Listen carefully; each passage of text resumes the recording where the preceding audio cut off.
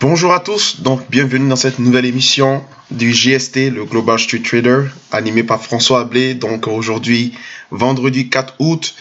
Alors c'est une grosse journée pour ceux qui interviennent en bourse, notamment les traders et aussi les institutionnels, pardon.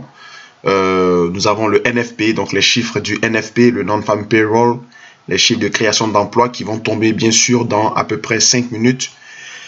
Pardon, donc juste un petit récapitulatif, donc pour qu'on puisse donc bien se situer en fonction du contexte.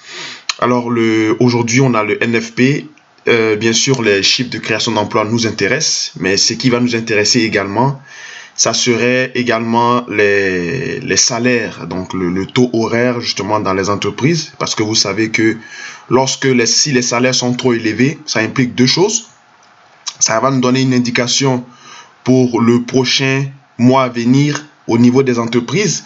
Donc, si les salaires sont élevés, on va s'attendre à un léger recul de la production industrielle et des ventes et comment on appelle ça, de la production industrielle et aussi de la politique d'inflation justement de la Fed, parce que le consensus s'attend à une montée de 3%. Comme vous le voyez ici, le average earnings, donc une montée de 3% du salaire. Donc, c'est juste une petite croissance de 0,01%, parce que le précédent était de 2% et on s'attend à 3%, 0,3%, pardon. Donc, si par exemple le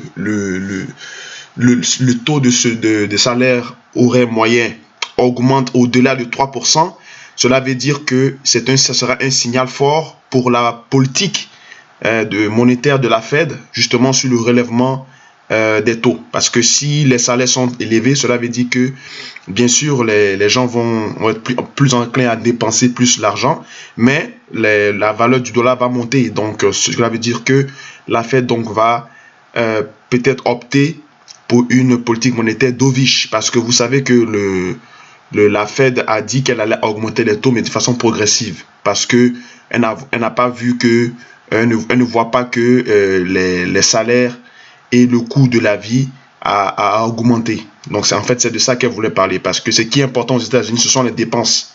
Or, les dépenses sont reliées au salaire des ménages. Donc, c'est ce chiffre-là qu'il faut suivre attentivement. Notamment, bien sûr, aussi, on a les créations d'emplois qui sont attendues donc de 183 000. Et précédemment de 222 000. Moi, j'ai dit que je table plus sur des créations d'emplois entre 197 et 202 000. Pourquoi? Parce que bien vrai que on s'attend à une baisse des activités aux États-Unis, mais il ne faut pas oublier que depuis que la gouvernance Trump est là, l'économie se porte bien. D'ailleurs, les chiffres de l'emploi ont été révisés à la hausse le mois passé.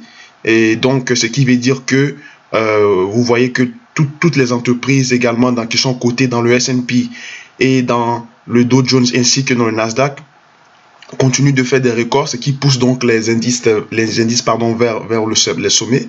Donc je crois que pour moi, je crois que les États-Unis tablent sur une bonne dynamique de croissance. On a vu d'ailleurs dans les chiffres des ventes de détail qui étaient largement au-dessus du consensus. Donc ça va également orienter la politique monétaire justement de la Fed. Si on voit que les salaires, il y a beaucoup de création d'emplois parce que les salaires, si les salaires n'augmentent pas ou bien augmentent plus, la Fed va devoir donc intervenir conséquemment dans sa politique monétaire. Donc, c'est ça qu'il faut suivre aujourd'hui. Il y a aussi au niveau du Canada, bien sûr, les chiffres de l'emploi et également de création d'emplois. Bon, vous savez, hein, de base, le Canada n'est pas aussi peuplé comme les États-Unis. Nous sommes ici à peu près 35-36 millions. Les États-Unis sont à peu près 355 millions. Donc, c'est normal que les chiffres de création d'emplois soient conséquemment différents, puisque aux États-Unis, quand on s'attend à 183 000 emplois, au Canada, c'est aux alentours de 10 000, 15 000. Donc, bon, il n'y a pas vraiment de choses à rajouter là-dessus. Mais au Canada, ce que je peux dire, c'est que on a une économie très forte, très puissante. Justement, l'économie canadienne a beaucoup profité durant ce dernier trimestre dû à la progression du pétrole et également aussi du fait que le coût de la vie est resté pratiquement stable, même si l'inflation a augmenté. Donc, ce qui a amené les entreprises justement à créer de l'emploi et même à justement donner également une politique, on va dire une politique d'orientation au niveau justement du taux horaire du salaire, parce que la Banque fédérale, pardon, la Banque du Canada et également le ministère du Travail se sont accordés pour dire qu'ils allaient augmenter le salaire horaire donc vers aux alentours de 2019, qui passe, je crois, de 12 dollars de l'heure à pratiquement 14-15 dollars de l'heure. Donc ça, c'est une grosse annonce, mais ça, c'est pour 2019-2020. Donc ça montre déjà que le gouvernement anticipe une croissance justement de l'économie canadienne, et on a vu que l'économie canadienne durant ce premier trimestre était vraiment en forte hausse avec l'inflation et puis également aussi tout ce qui vient avec les ventes de logements, les ventes au détail et puis également les mises en chantier. Donc l'économie canadienne reste une bonne dynamique haussière.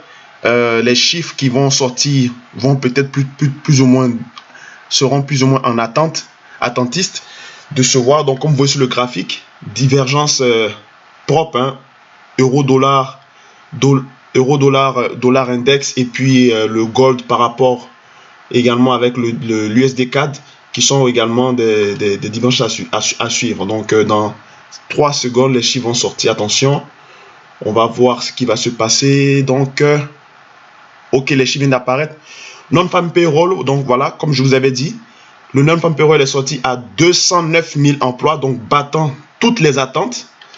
Donc vous voyez, c'est bien ce que je pensais. Je vous avais dit entre 198 et 202 000, on est sorti à 209 000, donc battant toutes les espérances, chiffre largement supérieur. Donc ce qui prouve que les États-Unis sont en parfaite croissance. Les États-Unis se portent bien.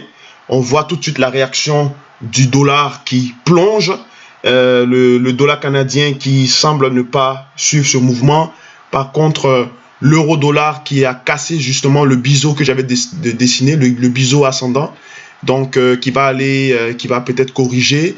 Le US dollar index, voilà, il est sur sa dynamique haussière de rebond, donc canal ascendant, sortie généralement haussière.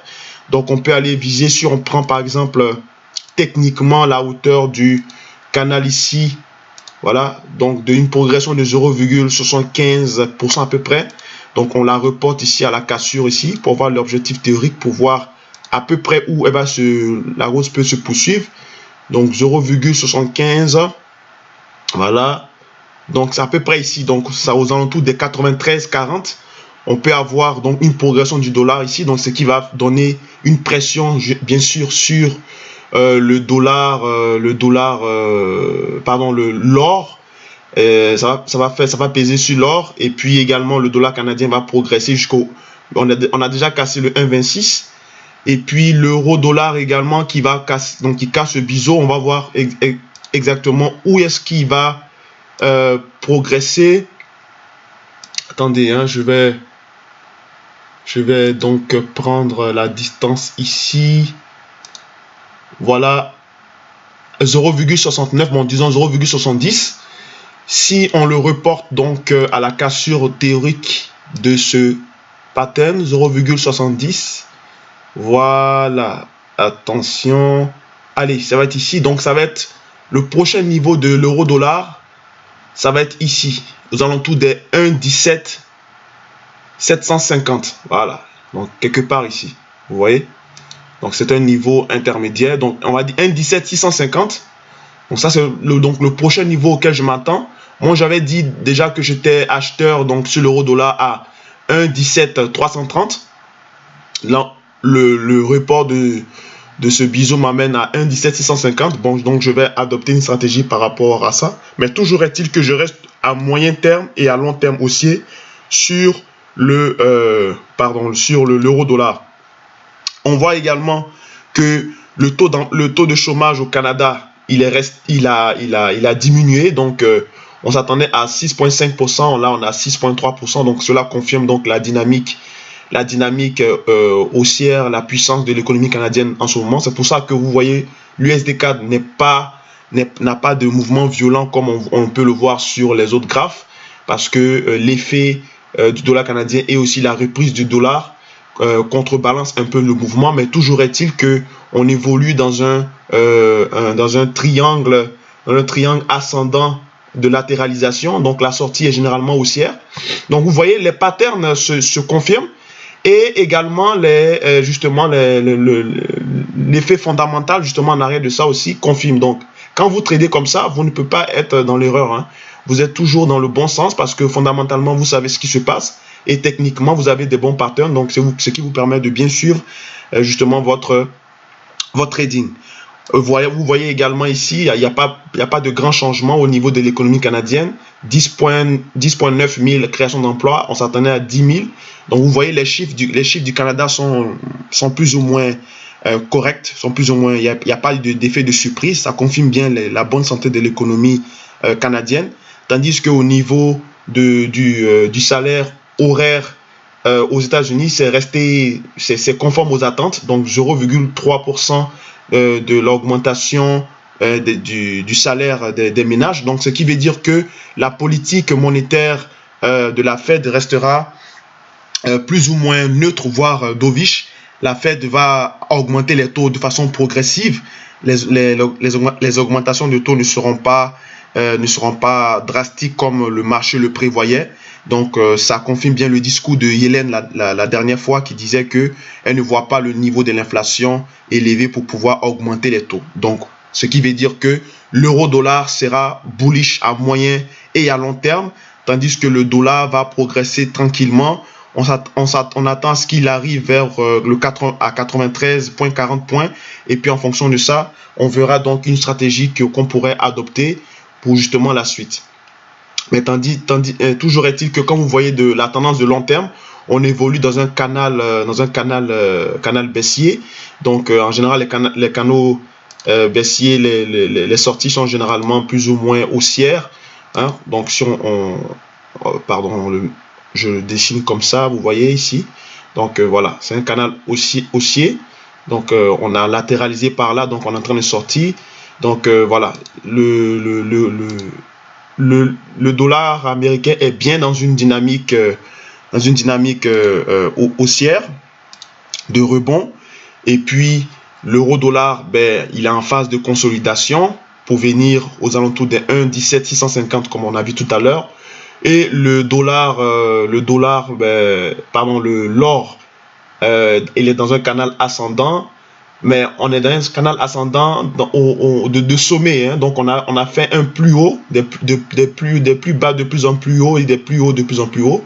Et là, donc on était dans une phase où si le dollar, par exemple, chutait, on allait consolider un peu pour sortir vers le haut. Donc ça allait donner une allure de fanion. Hein, donc, mais là, on a vu que le dollar reste quand même fort. Le dollar se reprend. Donc, on a une vente massive au niveau de la résistance des 1269, 1270. Donc, le coût de l'or va chuter pour arriver à ces niveaux intermédiaires de 1258, 59. Et après, beaucoup de traders vont commencer à le payer pour pouvoir viser justement les 1280, 1290. Ça rentre un peu en contradiction avec l'analyse que j'avais postée pour l'or, parce que j'avais dit que si on va au-dessus de 1270, l'or va aller progresser jusqu'à 1295, 1300. Mais finalement, on n'a pas confirmé, parce que moi je vous ai dit, moi je m'intéresse aux clôtures. Donc on n'a pas clôturé au-dessus de 1270, on a clôturé en dessous. Voilà pourquoi on était en général ici à ce niveau-là, pour montrer que voilà, l'or n'a pas confirmé ce que je pensais, parce que moi mon scénario était que lorsqu'on arrive à 1270, on fait un pullback à 1265 et puis on repart vers 1270, mais la clôture se ferait au-dessus de 1270 pour ensuite aller chercher les plus hauts.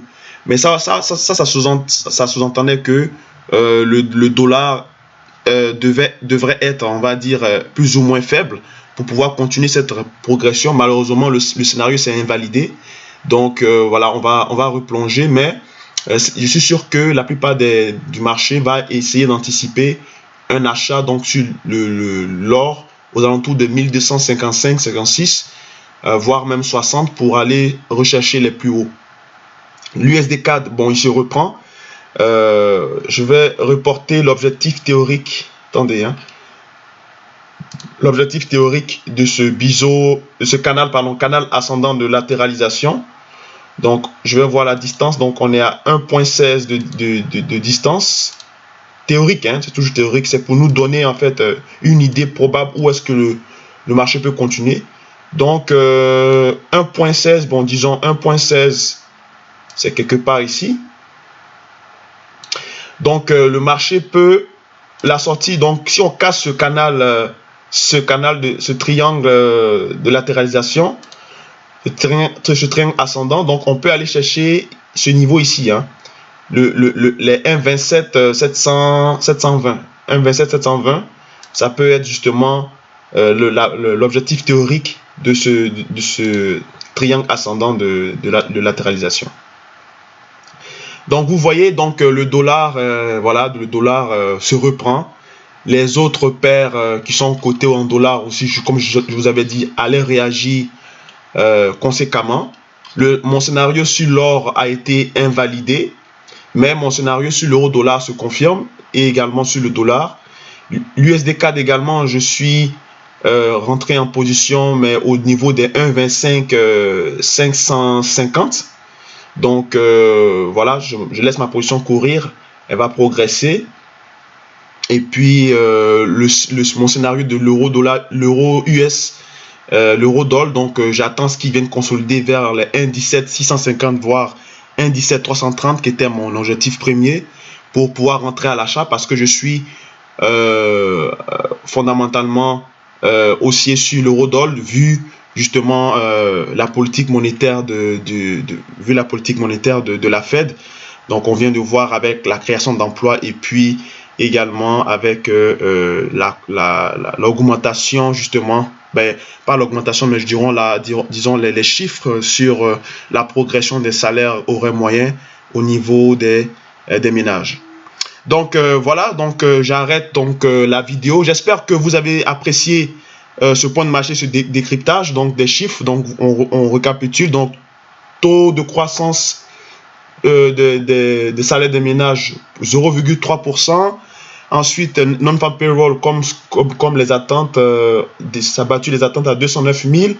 Après on a donc l'emploi au Canada qui a reculé de 6,5 qui était attendu, on a 6,3%. Et ensuite le taux de chômage aux États-Unis qui est resté stable à 4,3%, donc ce qui confirme que les États-Unis se portent bien.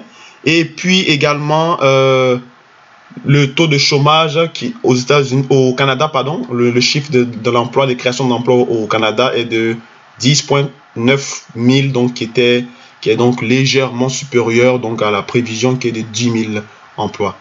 Donc merci d'avoir donc suivi cette émission. Bon trade. Donc j'espère que ces idées vont vous permettre donc d'ajuster votre scénario. Et puis n'hésitez pas à laisser des commentaires en dessous de cette vidéo. Ça me ferait un réel plaisir de répondre à votre question. Donc passez un bon week-end et puis soyez prudents sur les marchés. Bye bye.